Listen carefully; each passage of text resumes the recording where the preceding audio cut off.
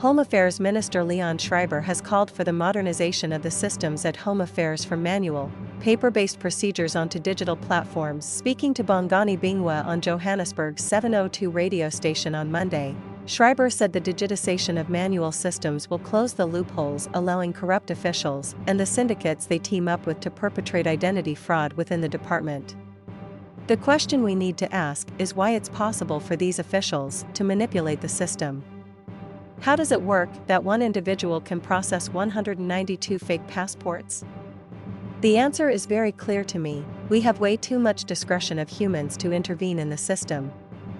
He said, in other words, when things are paper-based, when they are not being tracked, when they are not digital or online, there is just far too much space for people to exercise discretion and say, if you pay me something, I will process it in the following way. That is why the really fundamental reform we need at Home Affairs is digital transformation.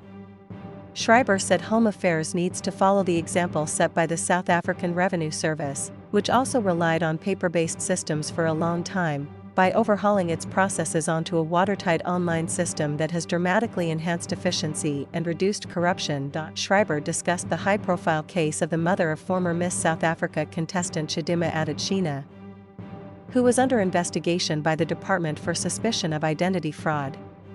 Schreiber said he would first report to Parliament before giving more details to the media regarding the investigation's findings.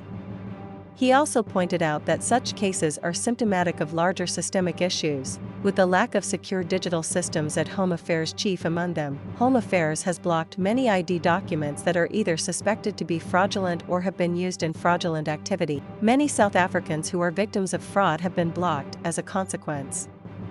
Schreiber encouraged all those with blocked IDs to approach the department to help it separate the real from the fake. Schreiber also encouraged South Africans with green ID books to apply for the more secure and digital ID cards. If you want to combat fraud, please go replace your green ID book with a smart ID. You will find that your green ID book is more susceptible to fraud. In fact, some research suggests it is the most forged document in Africa. The matter of 95 Libyan nationals who entered South Africa illegally and stayed in a military training camp near White River in Mpumalanga also took center stage in the interview. While the group has been deported, Schreiber said it was unacceptable that these foreign nationals could enter South Africa using handwritten documents, another sign that digitization is urgently needed. In the year 2024, how is it possible that someone can enter a country with a handwritten document? How easily can a handwritten document be forged? Schreiber asked. We need to move away from all this human interaction, handwritten documents, and going to foreign missions. The technology is there in 2024, we must secure the system, we must allow online applications, and we must circumvent all these opportunities of potential fraud happening.